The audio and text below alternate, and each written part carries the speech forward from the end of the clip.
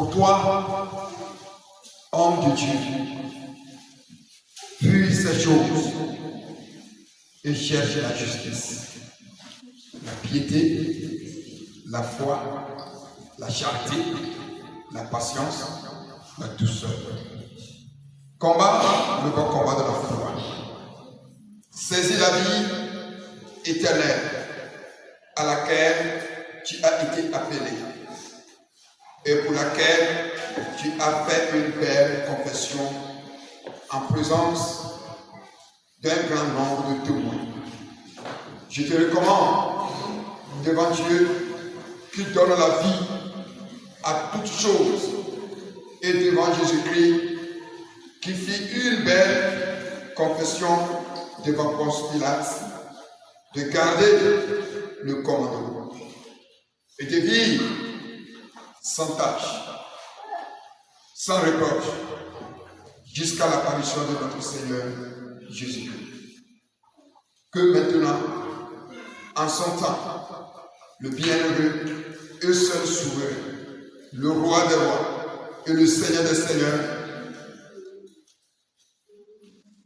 qui seul possède l'immortalité, qui habite une lumière inaccessible que nul homme n'a vu ni ne peut voir, à qui appartiennent l'honneur et la puissance éternelle.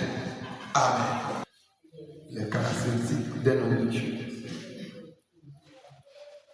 Quand on nous parle homme de Dieu, quand on dit homme de Dieu, ça désigne plutôt quelqu'un qui a reçu. Il a reçu. Bien quelqu'un qui a été désigné par Dieu. Celui par qui Dieu passe pour communiquer sa pensée à son peuple. Ça, on peut trouver dans Deutéronome 33, le verset 1. Quand Dieu a désigné Moïse, de passer par Moïse pour atteindre son peuple. Alors là, on a appelé Moïse, homme de Dieu. Amen. Quand on parle de caractéristiques, on dit c'est ce qui distingue des autres, ce qui te diffère des autres. Le passage que nous venons de lire dans 1 Timothée, ce passage est une lettre, mais le livre est une lettre de la part de Paul pour Timothée. Donc Timothée, c'est un jeune qui a reçu Christ par le biais de Paul dans une ville appelée Lystre de Galatie, qui se situe aujourd'hui dans la Turquie actuelle. Quand Timothée a reçu l'évangile, s'est donné à Jésus, c'était lors du premier voyage missionnaire de Paul. Lors de son second voyage, c'est-à-dire le second voyage missionnaire de Paul, Timothée va devenir son compagnon dans le ministère. Timothée va maintenant accompagner Paul à aller donner l'évangile. Plus tard, Paul va établir Timothée pasteur d'une église. Vous pouvez lire cela dans 1 Timothée 1, le verset 3. À la lumière de ce passage, nous voyons que Paul a établi Timothée sur l'église d'Éphèse comme premier responsable. Et c'était pour un objectif, c'était pour un but que Paul a établi là. Et Paul dit, j'étais engagé à rester à Éphèse afin de recommander à certaines personnes de ne pas enseigner d'autres doctrines. Alors, ça sous-entend que déjà dans ce milieu, il y a des gens qui enseignent d'autres doctrines. C'est pourquoi Paul rapidement a engagé Timothée dans cette église de pouvoir enseigner la saine doctrine. Amen. La ville d'Éphèse tout entière a été menacée par les faux prophètes, les faux pasteurs, par les faux docteurs qui enseignent des hérésies. Donc Paul va saisir de l'occasion, rédiger cette lettre, envoyer à son fils bien-aimé dans la foi, Timothée, pour redresser l'église, pour avertir l'église de ce faux pasteur-là. Mais chers chrétiens, ce comme Paul a averti Timothée, cet avertissement s'adresse à toi et à moi ce matin. Et nous tous, nous sommes conscients de ce que l'Église est en train de traverser. Parce que nous sommes dans les derniers temps. Et les églises poussent, les hommes de Dieu poussent comme des champignons dans les champs. Dieu appelle, Satan aussi établit.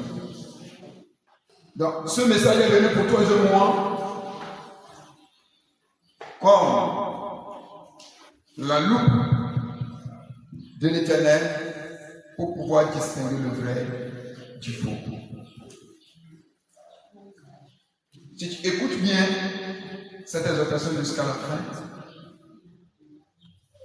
le Saint-Esprit t'aidera à fuir cette fraude. Ce que l'apôtre Paul dit au verset 3 jusqu'au verset 10, c'est qu'il est en train d'exposer le caractère et les passions des faux hommes de Dieu. Comment les reconnaître? 1 Timothée, chapitre 6, le verset 3 à 10. Là, vous allez voir en même temps que l'apôtre Paul est en train de dénoncer que d'autres ont pris l'évangile pour se faire riches. D'autres ont pris la parole de Dieu pour se faire riches. D'autres pensent que en venant dans ce ministère, c'est forcé d'être riche. C'est automatiquement que le pasteur doit être riche. Il dit que toi, je t'ai établi pour que tu puisses maintenant avertir l'Église, mettre l'Église au clair des dangers qui sont là dans la vie d'Éphèse. Ces faux hommes de Dieu qui viennent, c'est pour dépouiller, c'est pour voler, c'est pour escroquer les gens. Toi, je t'ai établi là pour que tu puisses corriger cela.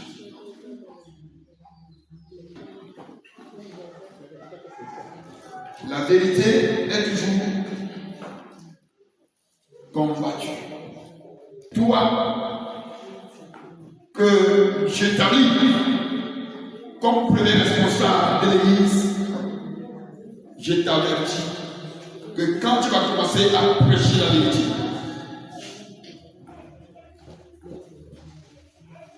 ta vérité sera attaquée. Ton message, toi-même, mais je t'avertis d'avance, mon fils Timothée. Alléluia.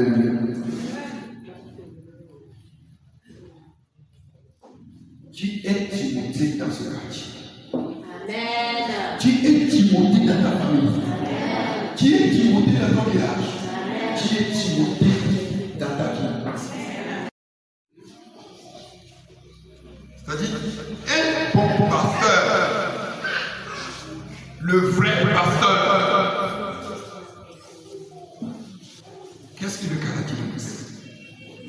Vas-y. Le verset 11 au verset 14. Oui. Pour toi, homme de Dieu. Pour toi, homme de Dieu. Cette chose et recherche la justice. Merci. Homme de Dieu, le véritable homme de Dieu, fuit. Il fuit le mal.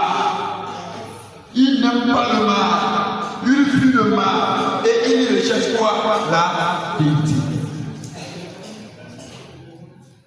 Vas-y. La piété, la foi, l'amour, la patience, la douceur.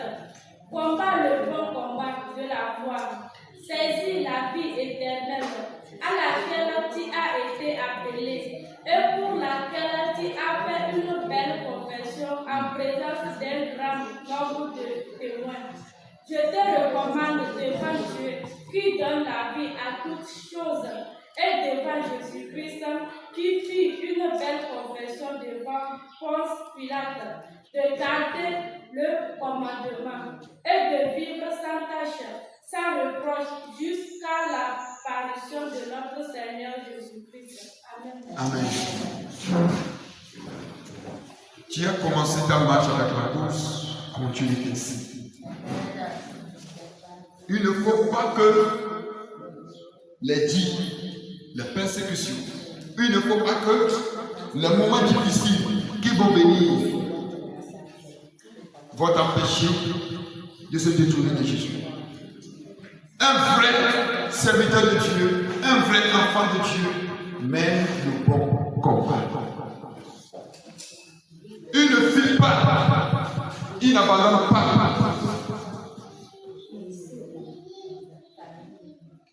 Il recherche les bonnes choses et il les respecte.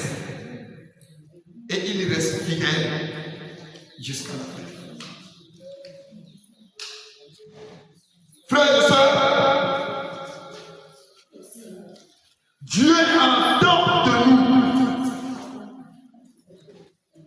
Dieu qui a recommandé Timothée, c'est le même Dieu qui nous a recommandé. Dieu t'a recommandé. Et il est à ta comment tu vas mener ton combat. Alors, moi, ma prière pour toi sur la terre, c'est de pouvoir mener le bon combat